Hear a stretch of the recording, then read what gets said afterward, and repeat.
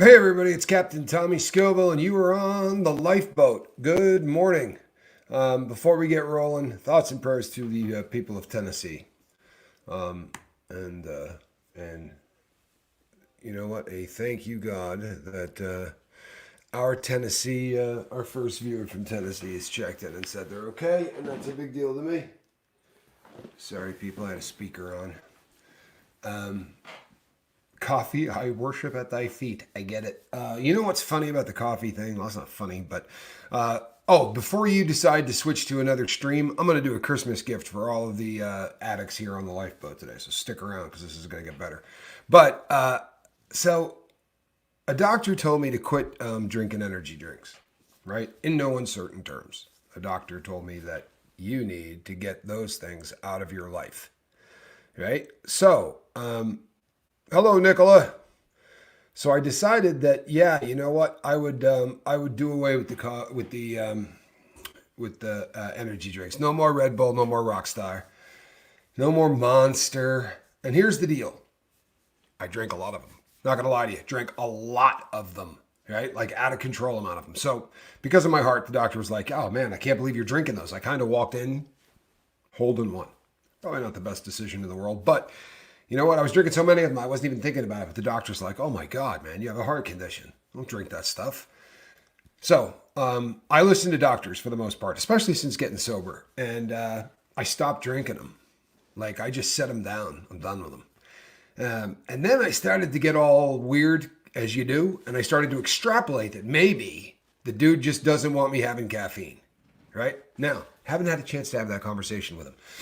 But I stopped drinking coffee, which made me a very unique kind of miserable. Yeah, Huckleberry says, "Sorry, Tommy, we got to wean our son off of those. Cracking a can." I'll tell you something. They God bless me, and God bless them, and God bless the fact that I'm not drinking them. But I don't know that we'd have a lifeboat if it wasn't for Monster Energy drinks. Like in the very beginning of this channel, we did some stupid stuff. I think at one point I might have been doing 4 1-hour shows a day or something like that. It was ludicrous. Oh, and working a 40-hour a week job. Like we did some crazy stuff in the beginning because we had no idea what we were doing and we were trying to figure this out. And I mean we, like the entire boat. And I'd be doing it, and the crew would be like, "Hey man, stop. You gotta cut you gotta cut down on the number of shows. You look like you're gonna fall down." I have an excellent crew, and I have since the very first day we got rolling. I built up a tolerance to Monster too, creepy. And then what happens is you got to pound two of them first thing in the morning, right? So you're drinking like 32 ounces of Monster to get rolling. That's Squirrel burying a protest sign that was on the floor from a protest, and now she's tunneling underneath it. But so listen, we're gonna go over. I had somebody say to me yesterday, it's insane for an email, for a YouTuber, a content creator who's got more than say 2 or 3,000 people to say, "Here's my email address, send me an email." There wouldn't be a lifeboat. If I didn't say send me an email, right? There wouldn't be a lifeboat. Now, does it take a long time to get to them? Some of them it does now. You know what I mean? Like it's getting to that point. Now, if you're in an emergency, put that damn thing in the header, right? "Hey man, I need help now." And I promise you, those things get dealt with quick, right? I promise. So anyway, back to my coffee. I'm not doing a really good job of quitting the coffee thing, right? Coffee's got this, it's a hold on me, and it's not an addiction hold because I went 6 days without caffeine, and I wasn't like I got the headaches the first day, but they weren't like super super extreme. But there's just a ritual thing about coffee that's such a big deal to me, and it's such a big deal to the lifeboat. Like I get up really early, really early. I also go to bed early, but I get up really really early to start doing the boat, and so that coffee maker. Like I get up and I do a little working out and I journal and I do all of that stuff before coffee. I get cleaned up, and then when I kick that machine on, it's like turning on the lifeboat, and I feel so. I have not quit drinking coffee yet, right? Which is an issue, right? In my head, I got to talk to the doctor, and I sent him a text, but he's a doctor, right? And just like me, I guess, if I don't put, "Hey man, this is an emergency," and it's not, it's a coffee thing. But I went to the store and I had to buy more coffee. And I'm sitting there thinking to myself, you can buy the Keurig cups in like a box of 60 or a box of 100 or a box of 6,000, right? It requires an industrial size earth mover like Lord Kissfreak drives up in Canada. One of those biggest trucks you've ever seen in the world thing to bring my Keurig to my house. So I got that box. And it occurred to me that if I'm going to buy a box of coffee that has like, I don't know, 300 or 400 cups of Keurig in it or whatever, it would be stupid to buy one creamer. So I kind of went buck wild with the creamer. And now in my house, you're basically, I'm running a low rent Starbucks here, right? Not like top shelf stuff, but a low rent Starbucks. Like I can pop off about 6 flavors, I think, at this point. Right? So there's like 6 different creamers. Well, 5 different creamers in the standard, right? Because French vanilla is in my house at all times. But now I've got a whole pile of other ones. See what happens, people, is now that we're off coffee. Well, not literally off coffee, but your emails that you send me, right? Your emails fuel this program. Number one, I know if I screwed up, because if 3 or 4 of you say that I did something wrong, I did something wrong, right? It's usually a pretty solid thing. Chock full of nuts forever, never bitter. I like chock full of nuts, actually. But you know what I usually go with?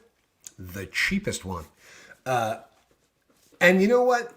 Hazelnut, I got that. That's on the shelf. Absolutely. Use reusable K-Cups. You know what I do instead of the reusable K-Cups is I've got the biodegradable, those little things that don't look like anything that kind of disintegrate, if you know what I'm talking about. They're not the plastic ones. My ex-wife beat that into my head so hard that I can't buy plastic ones. She's long gone, but I still cannot buy plastic stuff. She was really, really big about that. Jeremy Shelton says, coffee is actually good for you. Lots of antioxidants and will help your liver. Grind your own beans and enjoy. Might want to avoid the Keurig, though. I'll tell you something. I got a friend. Do you know why I have a Keurig, people? I have a Keurig because I'm not kidding and I'm not making this up. Espresso straight, that's my girl. If I go to Starbucks, I get 4 shots of espresso on the rocks. That's what I get. I get it on ice, and that's what I get every time. I went there with Vanessa from Degraded Daughters of Dianetics, that channel. And I walked in there, and she's like, oh, man, that's not healthy. But I do, I probably like caffeine more than I should, right? I admit this. But, so back to your emails. Your emails basically fuel this program, and they do because it takes subject matter, right? It takes me in different, hey, I'm not a Starbucks fan. I'm not. I really am not. But when you're on the road constantly, you got to handle that. Kelly Gerling. Those Suboxone tablets taste terrible, but the coffee really helps. Or mouthwash. Yeah, you know what? I don't do the tablets. Never the tablets, I can't do those big orange choking things. They're just disgusting. I cannot do it. I do the films, and I would have to because of the amount I take now is so stupid. It's honestly, it's just enough to, it really is silly. If you saw the size of the piece of film that I took, you would laugh at me, but I've got down to the smallest dose that I can take and seems to work perfect. And I mean, it really is a low dose, but so people, this morning, I shot a text off to Alan Valentine. Alan's my best friend, right? Alan is absolutely my best friend on the planet, right? And he and my brother are just they're the 2 dudes in my life that I talk to all the time if something's going on or I need help or But Alan and I talk every single week, right? Every Saturday, without fail, we get on the phone, and if something's going on Saturday, we do it on Sunday. But every single weekend, we get together on the phone and we talk about what's been going on and if we had a bad week or if something good happened during the week or whatever. But it's just 2 dudes talking about what goes on. And a lot of times, one of us will have had a bad week and the other had a good one, or we both had a bad one. If both of us have had a bad one, we kind of take turns railing about the week we had. And then he'll talk about whatever's going on with him. And, if someone's bothering him, I'll go, that guy's kind of a jackass, isn't he? Right? By the end of the call, both of us feel really good. If someone's bothering me, he does the same thing. Don't let that guy get in your head, mate. And so I got an email yesterday from a guy that said, and it was a guy that said, the connection thing is such BS. He said the fact that you're always pushing this connection thing and the fact that you're online, he's like, come on, dude, this isn't connection. You know, people meeting up in chat rooms to talk about things is not connection. Number one, it is. It absolutely is. And this connection that started off in a chat room with a dude from Australia, right, ended up with him at my house for a couple of weeks. And he and I did the, honestly, kind of like the Fear and Loathing in Las Vegas without drugs. Straight up, like we went on epic road trips. We went and did some really crazy things in LA and went to the missile silos in the Grand Canyon. And we did a bunch of crazy stuff. But it was a lot of fun, right? And this was a dude that I met. Yeah, don't touch our connection, right? Get out. So, but this is a cat I met online who comes over from Australia. The purchasing agent for my watch company is an Aussie. Right? Met online. The number of people on the lifeboat who have met each other in person. The number of people on the lifeboat who have taken things to someone who was in a hospital or someone who was in, in hospice. Or there's been so many occasions where somebody from the lifeboat went and helped out somebody else from the lifeboat, or just got together to kick it. The number of people on the boat that I've met in person, right? Aaron. All of you are here because of a connection that I made online with a cat that I have actually gone and met in person and hung out with, who is now a very close friend of mine and a big part of my life. You know, all of the channels you watch, I've met most of those people, right? I've gotten together with almost everybody who you watch. I mean, this is, and then the idiot, when I fired back and talked about the Valentine thing, he's like, yeah, but you're a host, right? You got a channel. It's completely different. I'm like, Valentine doesn't, you rocket scientist. I mean, holy hell, the people on the channel. Look, this is 2023. Connection happens a little different on our planet these days. It does. But it's a hell of a lot cooler in a lot of ways. Hey, Noise Opera, good to see you. How you feeling, my friend? You doing all right? That's my guy. That's Nick. I am the Noise Opera. And if you ever had a question about a raccoon, I don't think there's anybody on planet Earth that you should ask prior to asking, I am the Noise Opera. I promise you, God knows he is a raccoon guy, which I think is just, I love animals, man. There's not an animal I don't love. I really don't. But that connection thing, man, I'm not going to lie to you. Like that email drove, hey, DJ, another perfect example of freaking connection. A guy that I'm connected to is DJ Daddio. Another just salt of the earth, solid human being. I know so much about this dude. I do. I know so much about this dude. I know so much about this dude's life. And he's just a good guy, man. Really, really a good guy. This has been one of the most incredible experiments.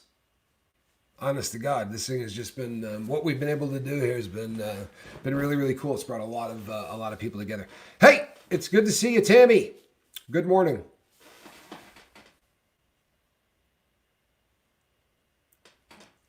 Booyah. With options like this, we can meet like-minded folks anywhere around the world rather than the sometimes overwhelming local folks. Hell yes, overwhelming local folks. If you have a drug addiction, right? The first thing you want to do is go into a town anonymously and sit in the room with every other person in that town who has a drug problem. I mean, I remember going to meetings, man, you're walking in the front door looking around like this, right? And I had a license plate that had my nickname, right, on the license plate. Yeah. You know what I mean? You want to go cruising into the local NA meeting with your Rocco 1 license plate. You know, for the entire world to see. It's like, and you think about these things because it isn't anonymous. Not in any way, shape, or form is it anonymous.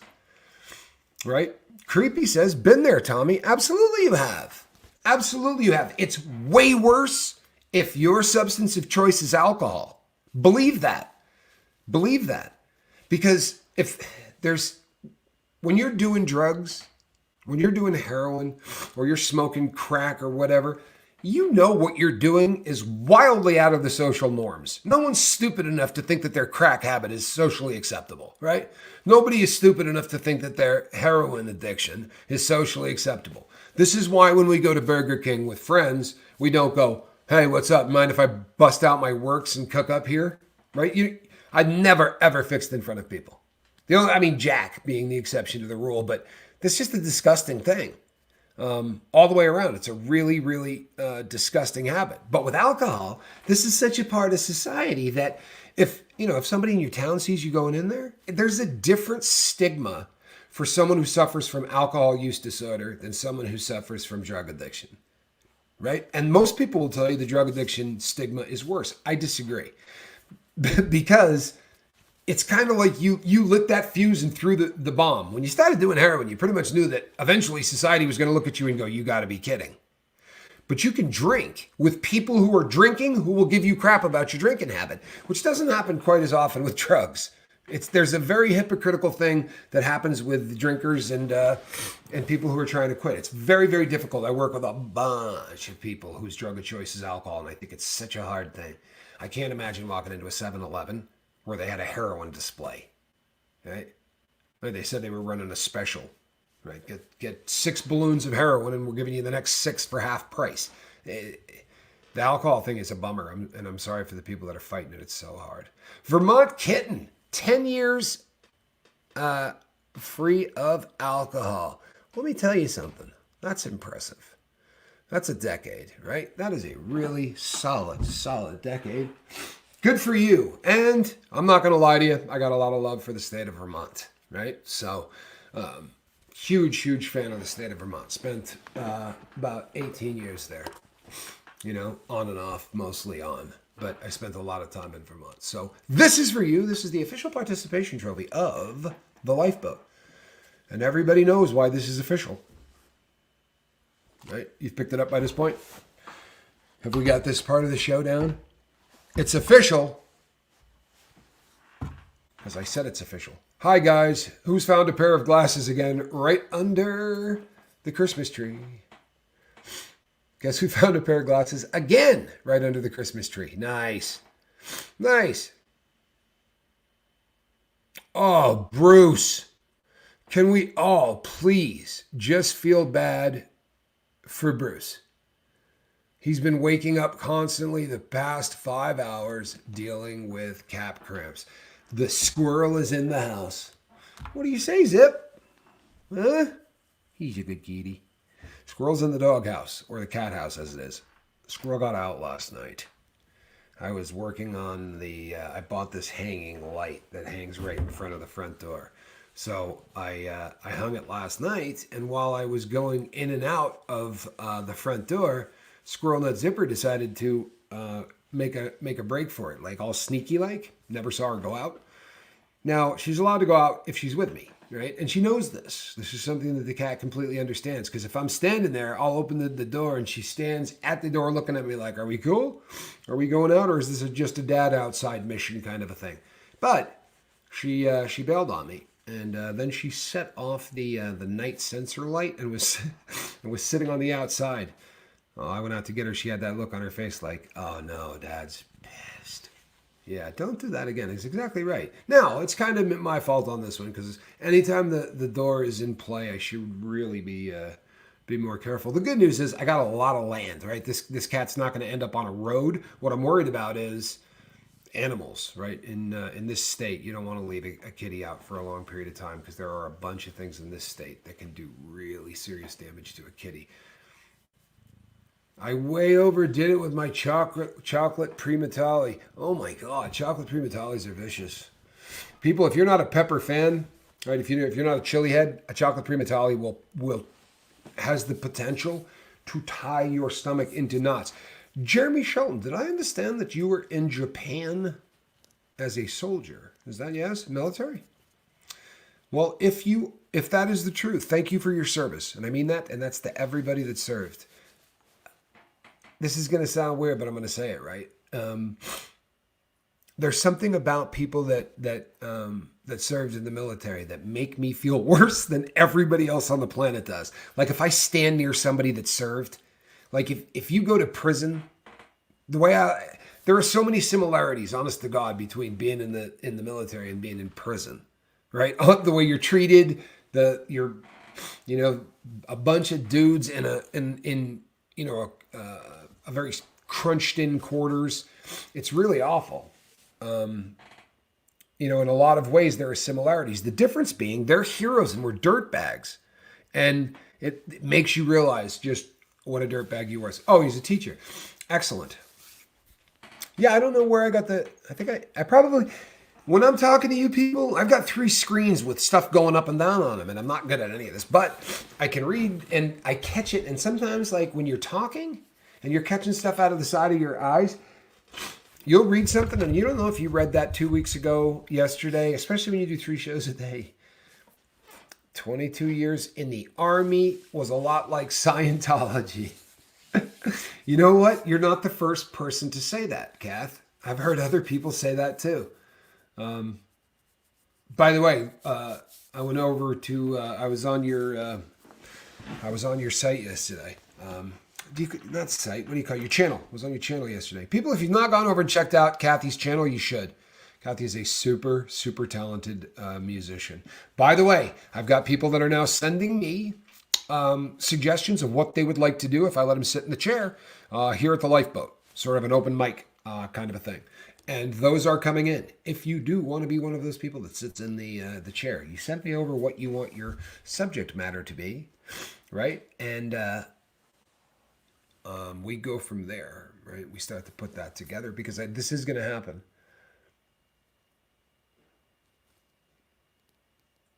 Yes. See this? This is a professional. He understands. Look at this. Do you see? I don't know if you can completely catch that, but she is doing the stand up on her back feet thing because she can't see over the top of the roll top desk, which drives her nuts. So if she hears a noise or thinks she does in the house, she'll do that like prairie dog thing where she goes up on her back feet with her paws up like this. It's the cutest thing in the entire world, but I can never catch it in time. If I tried to turn the camera, by the time I did, she'd freak out. In fact, if I move when she's on her back feet, she gets really bummed out. Cat, cat, cat. See, Jeremy gets it. Jeremy gets it. No, I'll tell you how you deal with a friend. This is what you do, okay? This is how you deal with a toxic friend. 100% honesty. And here's the great thing. This is how you deal with 99.9% of anything that happens with relationships with friends. For real. There's subtleties, right? Does this make me look fat? You know what? Maybe you don't want to go, yeah, that makes you look fat, right? There are small little things, but for me, I learned inside in prison that if you beat around the bush, nothing good ever happens. If you do not get to the point and make it very clear exactly what you're trying to communicate and do it quickly, nothing good happens, right? I've had to do exactly what you're doing right now. And what you do with a toxic friend is I call him on the phone and I say, hey, how you doing? It's Tommy. I'm moving in my life forward in a way I haven't before. Everything I'm doing right now is focused on me being the best that I can. And it's made me take an evaluation of the people that I hang out with. And I don't mean this disrespectfully at all, but our relationship is toxic. And maybe it's my end. I'll take 100% credit for it. But it's toxic. And I'm not going to be doing toxic relationships, right? If you're super uncomfortable saying that to somebody in person, I'd send them an email or a text, as ugly as it is, because toxic people have to be out of your life. Now, before anybody sends me a message about disconnection or all of that, people who are in your family, right? You should really not avoid family. If family is toxic, if it is family, that's really hard. That's really hard. What I would do if it were my brother, and thank the Lord, my brother is, my brother's Johnny. But if it was my brother, I would say the same speech, but I would just say, listen, you know what? We really struggle. Maybe it's me, but I'll see you at Thanksgiving, I'll see you at Christmas. I don't think we're going to be spending a lot of time together other than that. God bless you, man. But it seems like we really grind on each other. You know what I'm saying? And I'll take responsibility for it, but truth, what's going on? Stand for truth. See, there's like a 30-second delay. So whenever I read something that somebody writes, yeah, it's hard when it's your kid, right? Esperanza says, more difficult when your daughter is toxic. Have a very difficult relationship with her, very toxic. And it really depends a lot with toxic relationships in terms of with a child. How old is the child, right? As they get older, you kind of can have that conversation with a kid. Hey, I love you. I mean, my son's 30. If I mean, there have been times in my relationship with my son where we have not been as close as we are right now. Right? There have been times where we spent time where we weren't talking to one another. We were not beefing in any way. I wasn't angry at him, but he was using, and he was sort of in the life. Stand for truth. If there's anything we could do for you, please let us know. Okay, please do that. Absolutely. Send me an email. You know the beautiful thing? The beautiful thing is if somebody is struggling, this one right here, right? I truthfully believe that this is a catch-all on our end, right? I mean it. It's a digital hug. It's a we're here for you, love you, take a prayer for you, and I do. If you knew, and you can laugh at me because a lot of people send me emails and tell me there's nobody listening when I'm praying. But guess what? The fact that I believe that there is should be enough for you to shut up. Straight up. If you want to face north, south, east, or west, right, and burn something in your front lawn, as long as you ain't sacrificing things, I'm cool. Whatever you want to do with your life, for real. And as long as what you're doing isn't part of anything systematic that hurts people, because people will send me an email and go, "Well, you don't leave Scientology alone." No, I don't. No, I don't. And I'm probably going to be taking a shot at another big ass institution soon too. But if kids are getting hurt and it's systematic, I'm going after you, right? If you're busting up families and that's part of your doctrine, yeah, I'm going to throw stones. I got a small platform. I'm going to toss some rocks. It seems to me to be the only ethical thing to do. I'm sorry. I can't tell her that. She disconnected from me months. Oh, I'm so sorry to hear that. And I say this all the time. This is the reason that I say with family, to avoid any kind of a disconnection. Like if it was my brother, I would have said to him, "Hey, I'll see you at Thanksgiving." When the lines of communication are gone, you're screwed. The only way anything gets fixed ever is when two people sit down and are able to get it out. You know what normally causes all of the strife in anyone's life, when things start going bad, when things start going toxic. Communication is an issue 100% of the time. It is 100% of the time. It's a very difficult thing for most of us to express how we feel to somebody. And people will say to me, I'll get an email that says, "Oh no, you know what? I tell people exactly how I feel." If you go running in there and the first thing out of your mouth is yelling or screaming or cursing, the rest of what you said didn't get listened to. I promise you. It's a terribly sad thing on this planet where we use words as a way for all of us to do everything we do. The fact that none of us communicate very well is frightening. But it's true. It really is. And sadly, we've gotten down to, somebody tell me how many characters do you get on Twitter? What a concept, right? And what did it do? Honest to God, it's what it's done. It's shrunk communication. It's cut down so badly on communication. It's just horrific. Absolutely, Huckleberry. Thank you. Thank you. Before you get rolling, before you have word one, it's never all right to be abused by anybody, right? For any reason. You don't put back together something where you're being abused. You get out of Dodge, right? Talk to people who have nothing to do with it. Get help, right? Get away from the situation. You want to figure that out down the road, right? Fantastic. But do not stay in a situation where, you're abused. That it's a horrific thing.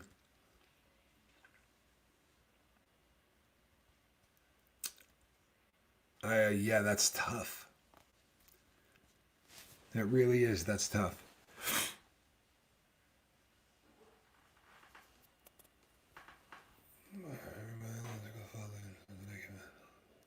Oh, you know what? Really a good call, though.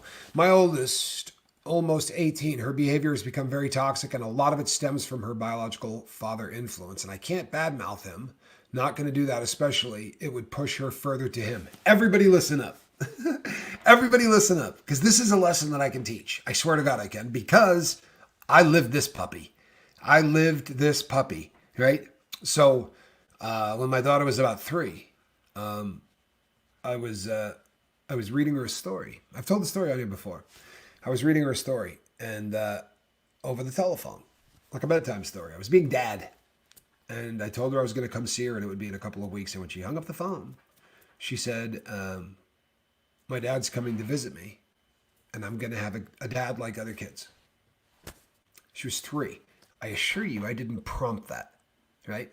I didn't prompt that. I was sitting in a room with 4 people when I was reading her the book. But her moms, she had 2 of them at the time, decided that I was trying to undermine them. And they said, "You are never going to talk to this child again." During that 12-year period of time, 11-year period of time that I was gone, actually, I guess it was 9 years, because I was back in her life at 12, so about 9 years. In the 9 years that I was gone, I robbed a bunch of banks. I went to prison. I did a ton of drugs. I went off the rails, right? But when I finally had an opportunity to talk to my daughter, she had spent the last 9 years of her life being lectured to and talked to about me, about what a dirtbag I was, right? They had painted a picture of a person that didn't care about her and walked away. That's what she was told. I wanted nothing to do with her. But the truth has a way of finding things out. And if you do not badmouth people, like when she first started talking to me and she started talking about, her moms, I had nothing bad to say about either of them. And I think it freaked her out. She said, "I'm sure you hate them." I said, "Why would I hate them?" Right? I married one of them for the love of God, right? I loved her enough to say I do. We just, things didn't work out. But I love your mom. I still love your mom. Like, that conversation freaked her out. I promise you, because the other end of it was just hatred, right? So much of it. And where we have landed, right? My daughter is going to be turning 20. And I don't know that there's anyone on planet Earth that my daughter has a closer relationship to than she does to me. If my daughter freaks out and has a bad night, she calls me. It could be 2 a.m., 3 a.m., but I get that call. And I never lied to her, And we've sat down and had dinner, and I've said to her, the way they handled the situation that they handled was horrific. Horrific. But I don't want you to hate them for it. I really don't. It's not going to make her life better to hate them.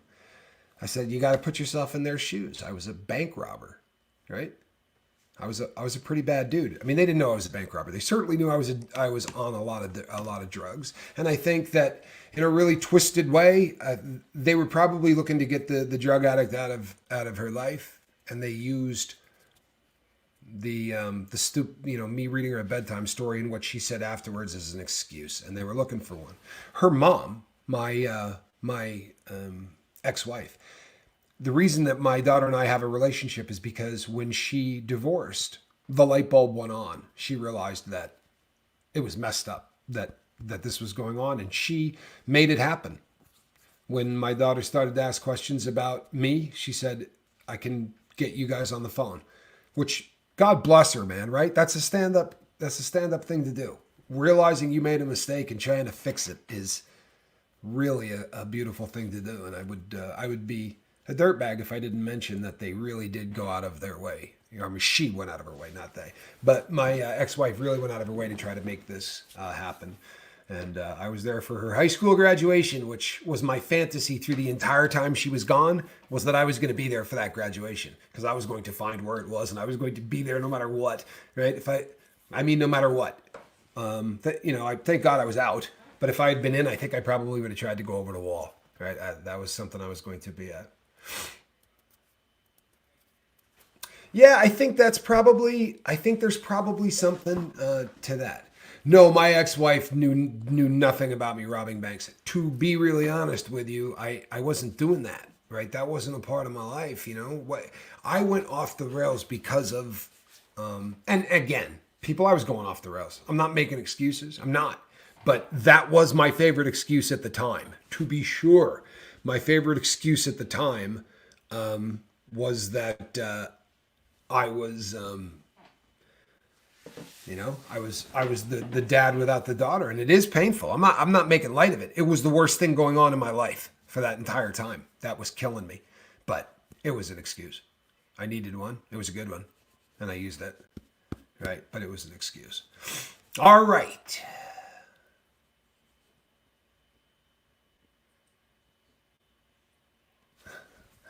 Oh, I'm sorry, Mischief. Mischief says, "Oh, hell, crying again. It's always the same at this time of year. I send my dad messages on Messenger and talk to him at Christmas and on his birthdays. You know, you could always step it up. You could always reach out maybe three other times or try to. I don't know the relationship. I don't. But I do know tears are good 99.99% of the time. And I also know that 77.7% of all statistics are made up on the spot. Ian says, my excuse for going off the rails was my divorce. You know what? I promise you, almost everybody's got a good one, right? We've all got a good one.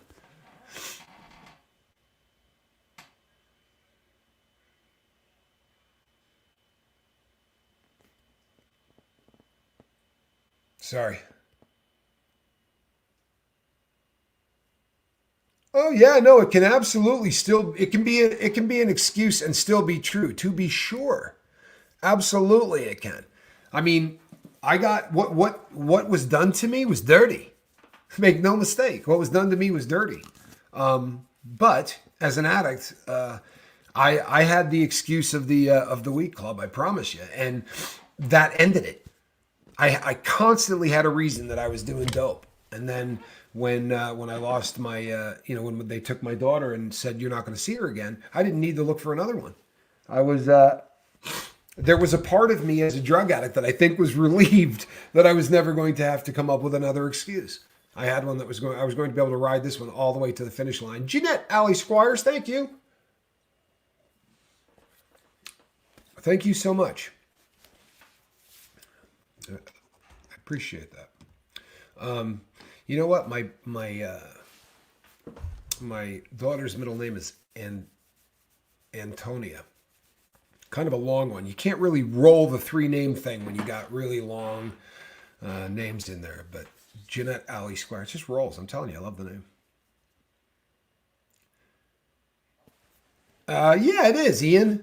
It absolutely is.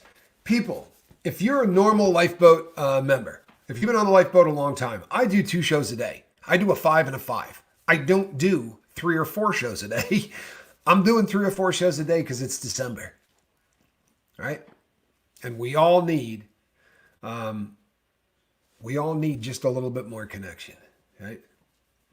That and cowbell. I don't think anyone has ever had enough connection or enough cowbell.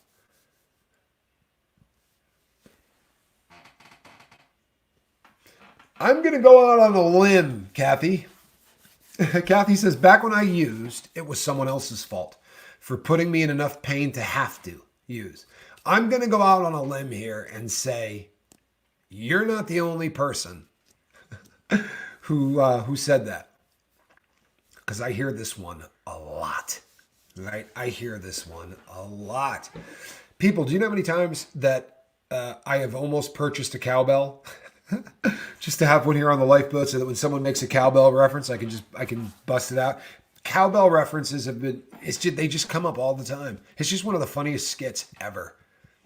I'll tell you another one you've got to see that really, the first time I saw it, I thought it was so stupid. You know what? I've heard a lot of people who have had a lot of success. Honestly, St. John's Wort I've heard a lot of people say that this really, really has helped them. I'm going to be honest, it did not help me. But that means nothing because every one of us is different. Our chemistry, our makeup, everything. While that did not work for me, I know there are people that it works for. Gypsy Soul, thank you so much. I really appreciate it. And next time, you know what? Tell me, yell something to me. Give us a shout out. Right? You can always type right below that. And if you just write question right now, tell us something and I'll post it. Because you got that coming. Do you buy a cowbell? First of all, that's an excellent question. The question was, where in hell, right? Or WTF, do you buy a cowbell? I spend a crap load of time going to secondhand stores. I go to a crap load of time spending going to secondhand stores. I do. I shop there. Here's a great example right here, right? This watch, I was with Alan Ballantyne, by the way, when I bought this. Alan and I were doing a little hunting, right? I was looking for watches that are destroyed, right? Old watches that don't work. That's what I'm looking for. Because if I can go in and buy a really old watch that doesn't work for $6 and I can repair the thing and get it working, then the watch is worth a ton of money. That's a beautiful thing. And it's kind of how I make a living. So this puppy, right? This is a very, very old Gruen. And this thing was in a store here in town that we went shopping in right before we went to LA. And I bought this thing for, I think, $8. And I have put not $1 into it. Literally, not $1 into it. I took a crystal off of another watch because the size of this thing is very, very, it's not huge, right? Watches in the teens. This watch was made in the early teens of the last century, but I used a crystal from another watch and shaved it down to size so that I could put it in that thing. But I spend a ton of time at stores looking for things like this. And those are the places that you run into cowbells. I'm telling you, I bet I've seen 6. And every time I'm like, you know what? I want to buy this, but I don't want to pay. I guarantee you, since that stupid skit came out, that the price of cowbells has gone through the roof. I promise you, this is the truth. Because there's never one that's a really good deal. The last one I saw, the guy wanted $45 for. I'm not paying $45 for a cowbell if that watch was like $8, right? I mean, that seems silly. There you go. There you go. That's how we do it. That's how we do it. Well, it's good to have you here. Got here via Aaron. Love what you're doing here. I am learning so much. Referred many here to the lifeboat. Well, that's very cool. That's also very cool. I have a bunch of old watches from thrift stores. I collected them to make a clock using watches. Very cool concept. Very, very cool concept. If you're still trying to build a clock out of old watches, shoot me an email, Tampa Bay. Because number one, you cannot imagine the number of watches that I have because I will buy watches that don't run because there are parts right now that are very, very difficult to procure because of shortages and things like that. So I will buy old watches to take parts out of the old watches. So I got a bunch of stuff that is never going to be used. And God forbid that something in that collection you bought happens to be, right? Those stories happen. I swear to you people, this is the truth. I was at one of those shows that I go to, one of those little watch shows that I go to. And a guy came by and I was filming the lifeboat. So he went down the row to my other friend and he sold him a box of pocket watches. And I mean a big, huge box of pocket watches that were just trashed.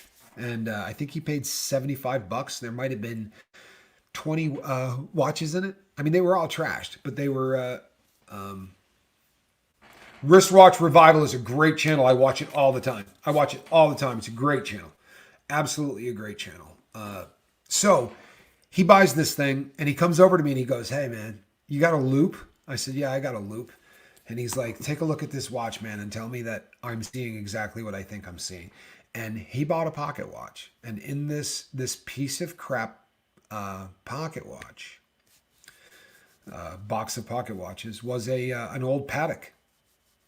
Old Patek pocket watch. I mean, it was trashed, but he mailed it to Patek. Patek bought the watch from him for a cash deal. Very odd how the whole thing went down. He actually had to drive to an authorized dealer an authorized paddock dealer where they handed him cash.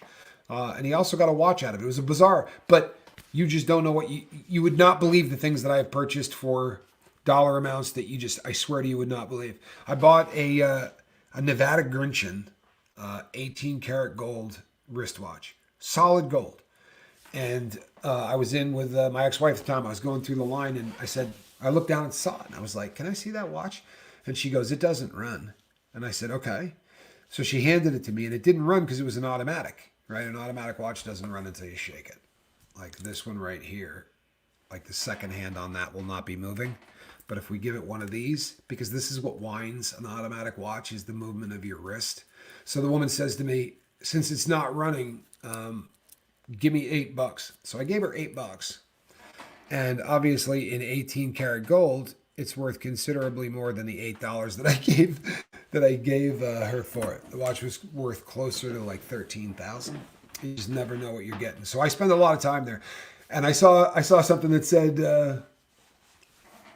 rural America rocks. She said she can get it anytime. She can get a cowbell anytime she wants. Oh, Tabitha. I'm so sorry to hear that. I struggle really, really, really hard with nightmares.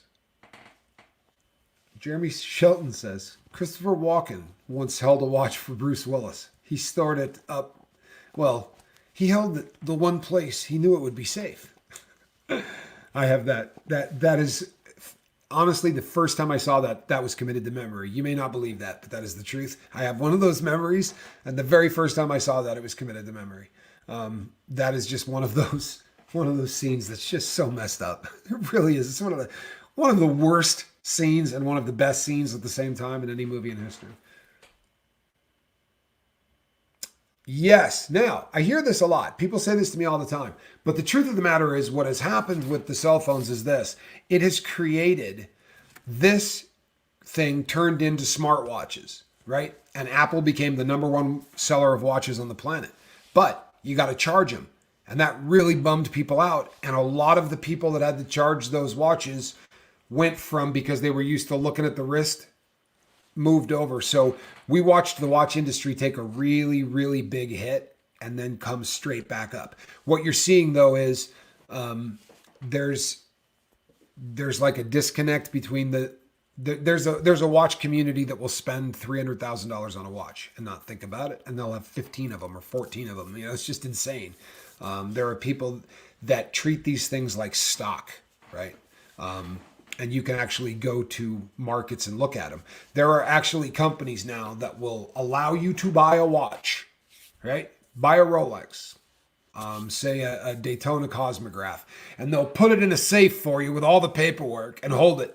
And they'll let you know what the market's doing. So you bought the watch at 13,000. The market gets to 26. They call you and say, we can dump that watch right now. A bunch of people looking for it. Okay, dump it.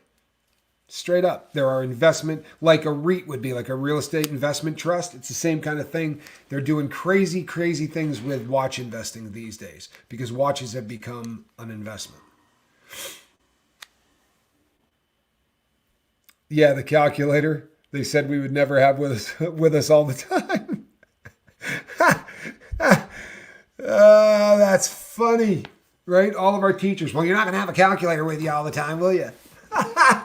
That is so funny. We see you, Candy. Yeah, we see you, Candy, and you deserve to be here, and we're happy that you are. You know what? That's just cool. That's just cool. That's a Vermonster right there. That's a Vermonster. I grew up in that state. VT Kitten, shoot me an idea. You don't have to tell me a town if you don't want to. But are you up in the Burlington area of the state, or where are you at? Because usually you're either in the Burlington area of the state or someplace else.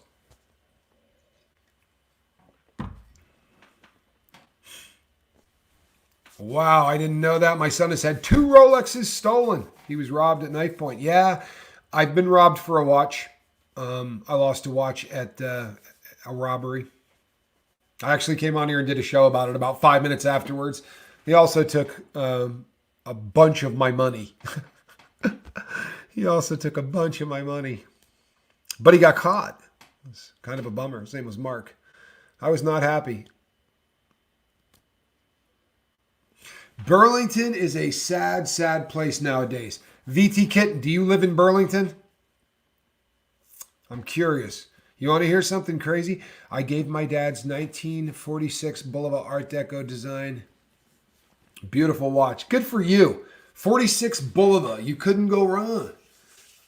Everything Bulova did in the 40s, 50s, most of the 60s was awesome. Great company. St. Albans. Okay, yeah, you're right up there.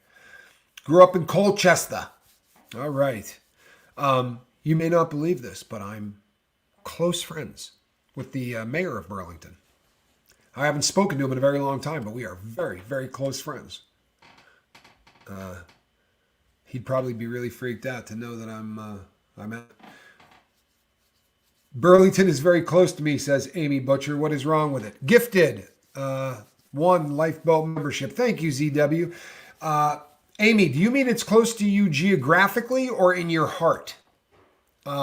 Because Burlington's changed dramatically. You know, when I was there, from the 80s to now, it's just, let's just put it this way so that we don't bum anybody out. You just kind of have to walk through it, right? It's just the kids, the attitude, everything has really, really changed. The trouble with Burlington is and always will be, it is geographically.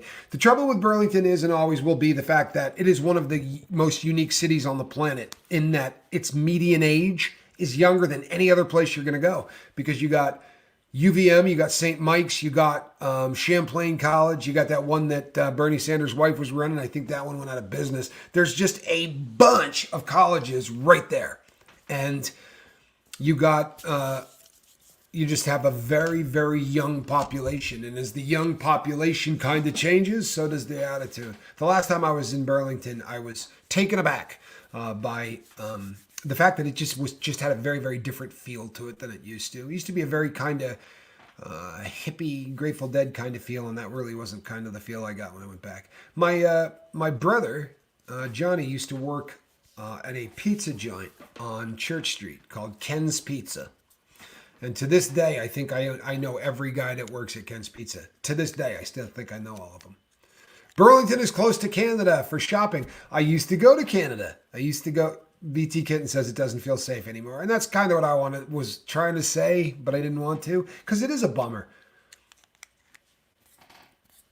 Yeah, it is a beautiful city. It sits on Lake Champlain. It's absolutely gorgeous to look at. It just, that was the feeling I got, that it felt much more city-like. It was a quaint it was a city that wasn't a city when I was there. You know what I mean? I mean, it wasn't a city. It was, but it wasn't. All right, people, are you ready? We have about 6.5 minutes.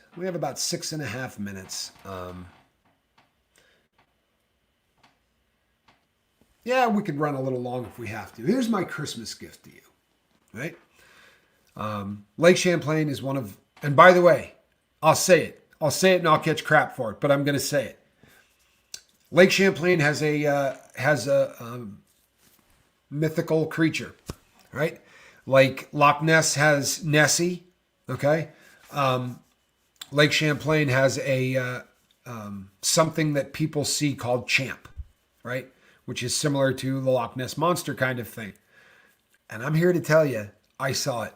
So good, you can pick on me. You can do whatever you want. I was on a sailboat called a laser, right? If you're familiar with, it's kind of like a sailfish, except the laser's, I think, a better setup. The sail is a sleeve that goes over the mast as opposed to being rigged on. And it makes a very, very easy boat for kids to sail. And I was sailing on Lake Champlain as a kid in my teens. I think I was about 17 or 18. And I was with a friend of mine who never did drugs. He was the sort of super straight-laced kid. And the two of us were sailing, and we had to turn the boat around because if not, we were going to run into it. And then it very quickly disappeared. And I saw it. Yeah, I even went to shore. We made a report. But I catch a lot of crap every time I tell people that. But I saw something out there that was huge. Okay, here's my Christmas gift to you. And here's why I'm doing this. Okay? I'm doing this because I get more emails. And I get more emails this time of year from addicts that say to me, trying to explain to the people that I love about addiction is impossible, right? Then they ask for advice. I can't give advice for how you can explain addiction to people who have never been addicted. If I could do this, right? If I could do this, it's something that I would do. Amy, do you like the mayor of Burlington? As I said, I swear to you, he is a very, very close friend of mine. His name is Moreau. He's a good human being, a really, really good human being. So here's what I want to tell people. Maybe you can show this.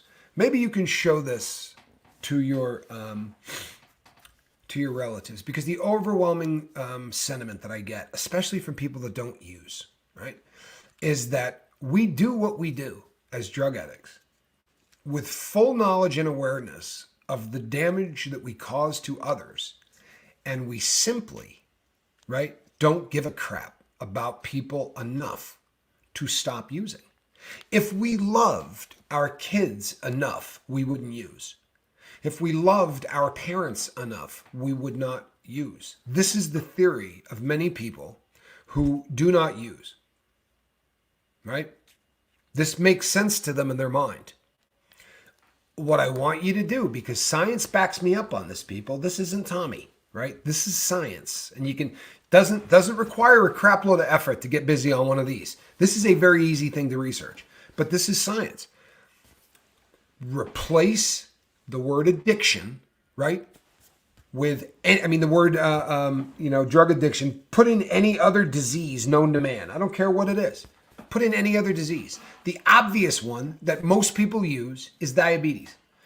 And the reason it's an obvious one is because there is a type of diabetes that you can avoid if you alter your lifestyle in such a way and you live a specific, like if you know you are predetermined, you have all of the genetic markers to be a type 2 diabetic, then you're going to try to exercise more. You're going to try to watch your weight. You're going to try to make sure you avoid sugary beverages. All of these things can keep you from developing a disease that's already in your body waiting to crack. Got it? So my daughter, who's never done heroin, I promise she's a heroin addict. And in her body, right, is that disease ready to crack. However, from a very young age, my daughter has known that dad's a heroin addict. And so was mom, right? Mom also had a really serious problem with alcohol, and dad also had a really serious problem with cocaine and a lot of other drugs, right? And it led to me being in prison. I've been super open. My daughter knows everything. My son knows everything. And neither of them have experimented with that drug, right? But to the rest of the world, you would never dream of saying, can you believe that weak SOB can't process sugar? Right? Have you ever yelled at anybody that has type 2 diabetes because they brought that crap on themselves? You wouldn't do that, right? Even though bad decisions that they made along the way led to where they're at. The truth of the matter is, very often with a drug addict, right, a real full-blown, I ain't playing with you kind of drug addict, the first time they do their drug of choice, it's a wrap. It's over. Whereas someone with type 2 diabetes is going to have to make bad decisions for what, a decade? Decade and a half before that starts to affect them. But you would never dream of picking on somebody who made bad life decisions for a decade and a half because, for the love of God, the poor guy's got a disease. No one's happy about having diabetes. Why the hell would you give him crap about it? Well, because the symptoms of diabetes don't mess with your life, right? But the symptoms of my disease might. Your loved one has a disease and their symptoms affect you because the symptoms of addiction are really obvious, right? Our life unravels, right? That's a dead giveaway, isn't it? Usually you lose a job, right? Your relationships go to hell. You understand? All of these things happen. Those are the symptoms of the disease. The other symptom, heroin. Yeah? Heroin. That's a symptom of my disease. I do heroin because I have a disease. Doesn't make sense to a lot of people, and I get that. I get that.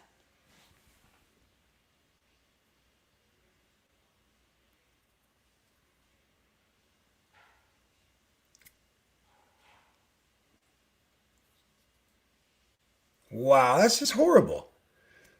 I have type 1 diabetes and I am berated for having it. This is an autoimmune type.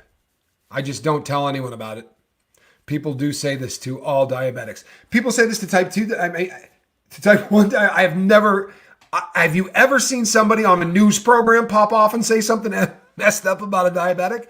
I'm sorry that if anyone ever said that to you, I've never heard anybody beat on a diabetic. I never have, but I'm not diabetic either. But I'll watch people beat on addicts in news programs, right? I mean, it's a standard running joke to make jokes about people who are off in the weeds, right? If somebody's really going off, we run to TMZ to watch them explode on air if we possibly can, right? And get a good laugh out of it, especially if there's booze involved, right? If by some chance their equilibrium is messed up, well, then it just really gets funny, doesn't it? But no more than YH is born with diabetes, right? Drug addicts are born with drug addiction. I know that this is a concept that's really hard to understand. It really is. But Google this. Google what 3 things make a disease. Right? I've done it. I've done 100 shows on it. We're at a minute and 1 second. Just Google what makes a disease and why we have decided now that drug addiction is a disease. You see, this was a debate for a long time. It was debated whether or not drug addiction was a disease or a habit that people just can't control. The change from one side to the other, right? Oh, well, ignorance is the problem with everybody, to be sure. I mean, ignorance is the problem, to be sure, and always, right? Truthfully. I mean, that's the reason that we do what we do here, is so that we try to educate people who need help from their addiction, and hopefully try to educate people that just can't understand it. And I understand why people can't understand it. I really do. It doesn't make sense. The term I come back to all the time, right? The term I come back to all the time. I'm not stupid, right? I'm not bragging to anybody either, but let's say my IQ's not double digit, right? I am not without a couple of gifts intellectually. Yet, I went to prison for bank robbery. And when I got out, I started doing heroin again. Married to a beautiful attorney half my age, I started doing heroin again. That's inexplicable. No one in their right mind would do that, right? No one in their right mind would ever do that. Well, I wasn't in my right mind. Everyone's an addict. Food, love, money, drugs. We can beat it. You got this. Much love to all. You know what? I certainly believe that there is a lot of addiction, right? And I think that this one here is probably the one that has the most potential to destroy the entire planet is probably this addiction. But if anything in your life is causing you, right, negative consequences, day in, day out. Day in, day out. Someone sent me an email and said, addiction is continuing to use in the face of negative consequences. So Aaron, he had negative consequences when he drank, but then he drank again. Everyone who's ever drank has had a negative consequence from drinking at some point. There's nobody that has ever gotten loaded in their life that I can't say, oh man, this one time. That doesn't make every single person that does that an alcoholic. It doesn't. It means that somebody made a bad decision. Booze is a very unique drug in that if you do too much of it, it's going to be a story, right? You do too much of a barbiturate, you go to sleep. You do too much cocaine, you get wicked uncomfortable. It's not something you're going to do again. You drink too much booze, a story is going to take place. Pictures are going to be taken. People are going to talk about it for years.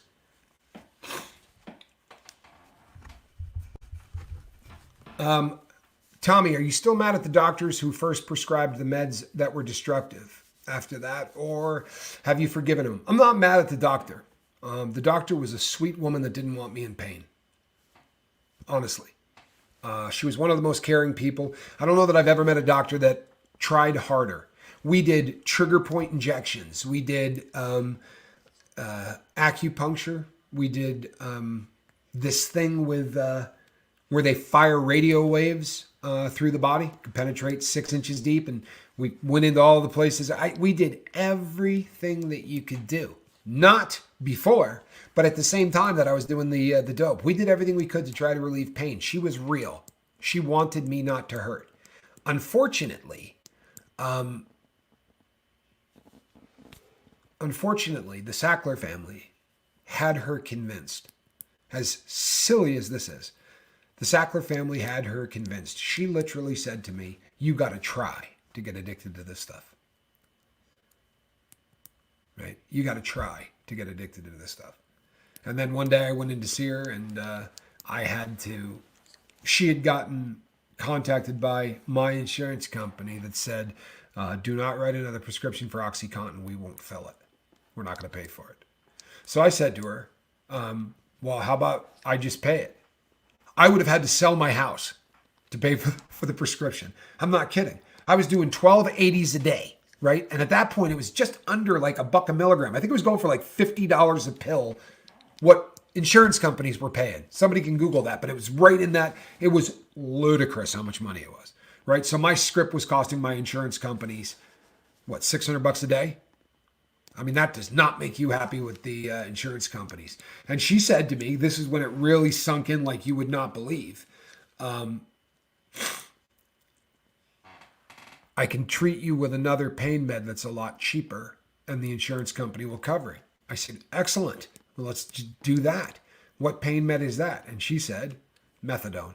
And like everybody else on planet Earth, the only time I had ever heard the word methadone was used to talk about, needle addicts standing in front of a building waiting for their medication. And, it sinks in right around then that, good God, right? What have I done? But I'm not mad at her at all. I'm still rip-roaring angry at the Sackler family, right? I really am. I don't think they should have $1. I don't think you should be able to profit off of the death of 900,000 people. You should not be able to make $1. How is it that we're cutting a deal that's going to give them more than half? You made $13 billion. If we said to them, we're going to leave you $1 billion, do you have any idea how messed up that would be? We're going to allow you to keep $1,000 million after killing 900,000 people. That would be messed up. But what we're doing is we're saying, you can keep 7. Just give us 6. And by the way, no more will ever come of it. No more cases, no more anything. You can't be charged. Yeah, that pisses me off a little. I'm not going to lie to you. By the way, you think any of that $6 billion is going to come Tommy's way? Right? It cost me 13 years of my life. Well, it cost me way more than that. But it cost me 13 years of incarceration. And Amy, it's actually one daughter. I have one daughter. I have a daughter and I have a son. And my son comes on pretty routinely. And you'll see my daughter pop up on here too. Cedar Scoville. And my son is Spanky.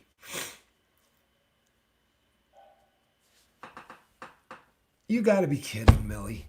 Recently went in for a colonoscopy and knowing I have addiction issues, they gave me Fent.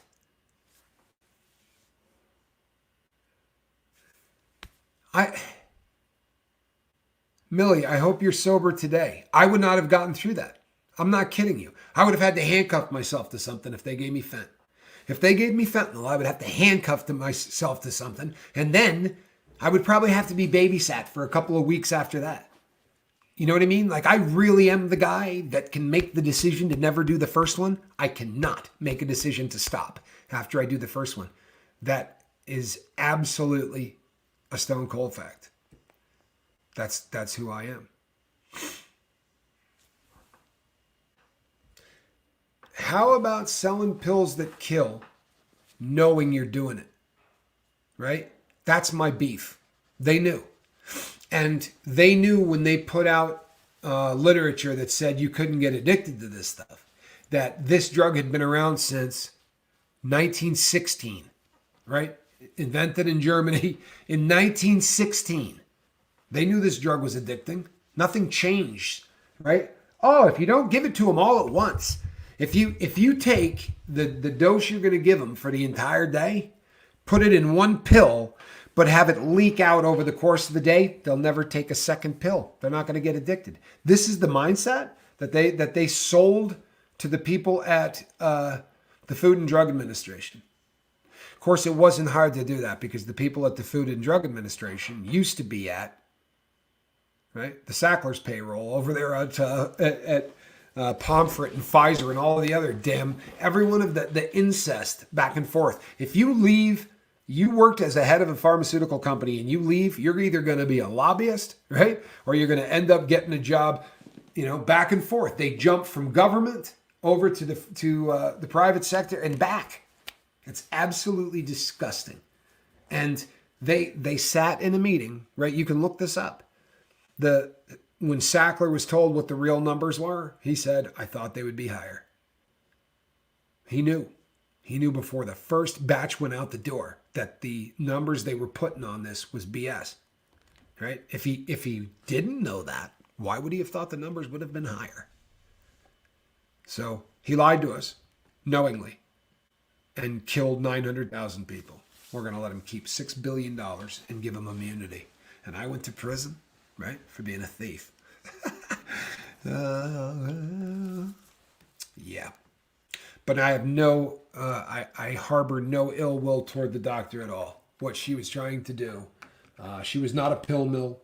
I remember the first day I went in, she said, people come here to get drugs. But if you're pill shopping, this is going to be a torture. It's going to be more like a torture chamber than it's going to be a good deal. And what she meant is with the acupuncture and I would go on a table that would stretch you. And I'm sure a lot of you have seen this, but you're literally strapped down to a table, sort of the top and the bottom of your body. And then the table kind of, it stretches you, like the rack. But I did everything you could do with this lady. She wanted so much for me to be right.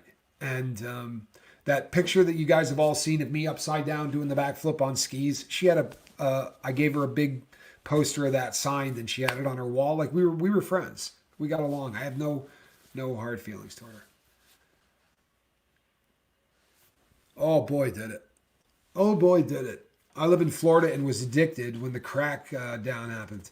That really caused mental disease as well. It really did. It really did. When the lockdowns happened, there are so many people who dabbled, right?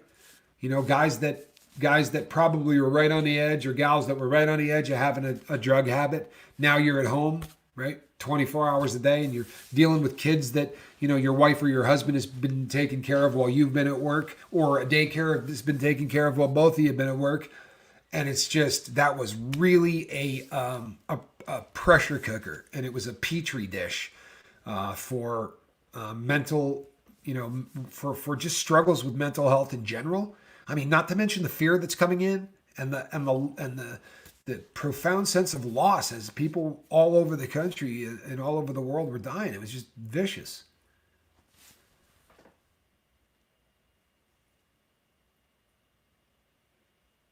You know what? Wow. My husband is a disabled vet, and the VA gave him so many pain pills until one day they didn't. I hate that they did our vets like that. So do I. And this is a story that is told a million times a day, right? All across our country, because the vets came back and they gave him every one of them, right? We had a vet in here yesterday that was talking about, the prescriptions that they were writing for him and, how many pills he's taken and this and that. What it's going to come down to is they're going to do it to him too. They just, I'm sorry to all of the vets, truthfully. I think that Ben Turner says, yeah, I detest a lot of what the VA does. I think that that Mama Scoville's doing great, Amy. Thank you for asking. I think that the way that it's, remember when you were a kid and they could sit you in front of a television set, right? Like you didn't want to deal with a kid. When we were kids, you just plopped their butt down in front of a TV. And it was like, right? They used to joke and call it a digital babysitter, right? Or an electric babysitter. You plug that thing in and stick them down in front of it and you never had to worry about them. I think, I'm not joking, that they do our vets like that with drugs. I really do.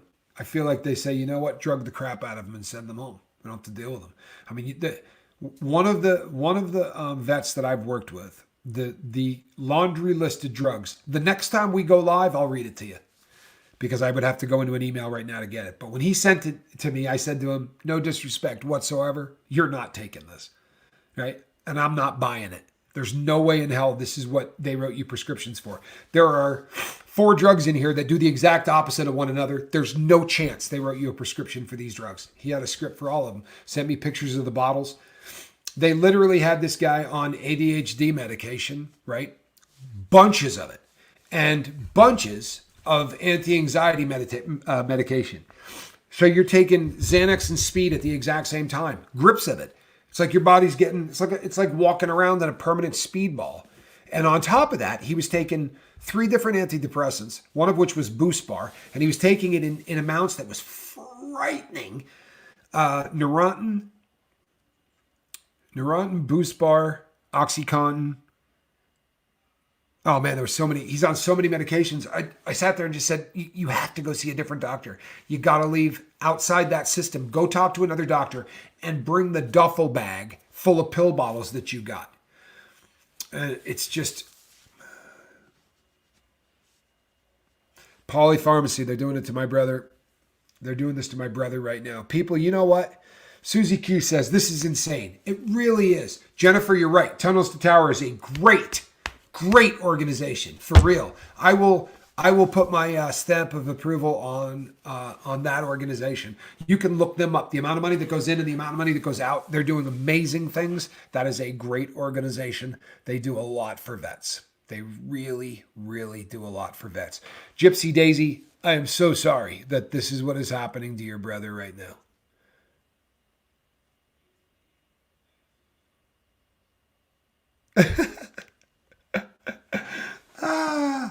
How good is this? Watching various birds eating from the feeder in the backyard. Squirrels playing in the trees. Addiction talk in the background. Is this heaven? I don't know. It's certainly a Sunday morning, and you know what that means, people? Well, that means Captain Tommy needs to go to church, where I will be praying for every single person in this fight. Right? Everybody out there. So hang in there, peeps. We're going to be getting back together today. I promise. Right? Look at this. I hope she stays in this position. Oh, I knew it wasn't going to work. She was in the perfect kitty loaf position, right? But while she was kitty loafing, she had her snout over the edge of the basket. That is a cat in a basket. I don't think she's very happy that I lifted her up. Off like a herd of turtles. My friend Jeff used to say that. That was his, every time he left the office. All right, we're off like a herd of turtles. All right, everybody. Thoughts and prayers. We'll see you on the next one. Kitty loaf. All right. She's just surfing.